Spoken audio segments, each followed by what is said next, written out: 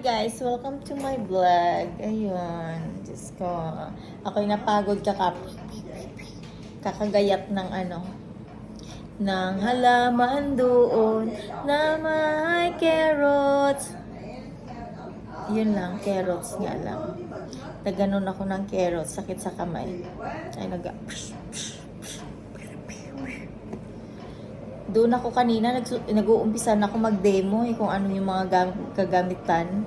Kaso lang yung naglabasan na yung mga, alam mo na, kasama ko. Kaya lumabas na rin ako. Sayang, ang dami ko pa sanang i-demo. Kaso lang, konti lang yung mga materials. kung paano gamitin ang ganon. Ay nako, sayang. Nag-uumpisa na ako, hindi ko pa natapos. Alam nyo kung bakit? Ay, natapos ko naman pala. Next time, magdi-demo ako kapag mayroon ako makitang, alam mo mga kutsara tinidor na ganon, na ginaganon. Ayun, papakita ko sa inyo kasi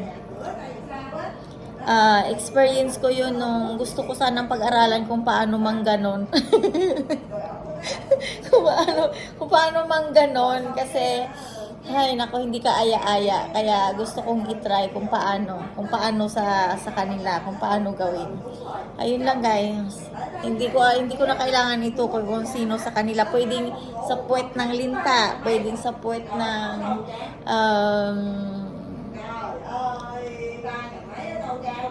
karnero, di ba? Basta sa lahat ng kapuwet-puwetan. Ayun, guys, siya. Ingat kayo kasi si Tuyin ang ingay. Alam mo, si Tuyin, malapit ko nang i-fire out. Alam mo kung bakit. Ang ingay-ingay ng bunganga niya, tapos hindi ko naman maintindihan. Tapos ako hindi niya rin naiintindihan. Di ba okay ang stasyon? Ayun nga, guys, siya.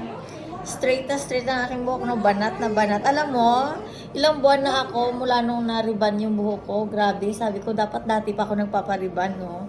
Para yung mga stress na binibigay sa akin, alam mo yung bigla na lang nawala dahil sa riban, yung tatakloban ng ulo mo na kung ano-anong itataklob, pwedeng kaldero, pwede rin arinola. Pero alam mo, nung bata ako, tandaan mo, nung bata ako, yung tatay ko grabe yun. Minsan lang yun mamalo. Minsan lang, pero may daan. Alam mo kung anong ginawa ng tatay ko? Sa tigas ng ulo ko, pinukpok ako ng arinola. Yung arinola na butas, pero yung ulo ko hindi butas. Grabe, ang tigas ng ulo.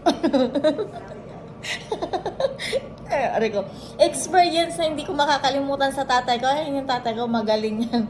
Magaling magdisiplina, may daan. As in, may daan. Tandaan mo lang kapag sinabi ng tatay ko na umanda ka lang, hindi ka nakikinig ngayon, bukas ka, umanda ka sa akin. Ayun nga, tandaan mo, mayroon yan. Tingnan mo, ako, kaya hindi ako makasuot ng tanga or yung bikini na pang swimming.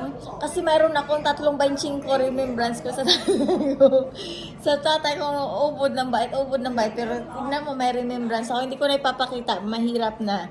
Tatatuan ko ng luya. Yung luya, yun yung shape niya, luya. Parang kakaiba, di ba? Hindi yung butterfly, mga hearts, mga rose. Sa akin, luya, as ginger. Ayun yung ipapatato ko dito, alaala sa tatay ko. Para yung, alam mo na yung mga masasamang espiritu matakot. Ay, may luya. Ayun, ganon. Ayun yun, guys. Ayun lang, guys. Ingat kayong lahat. Yun lang yung sinabi ko. Iklian ko lang.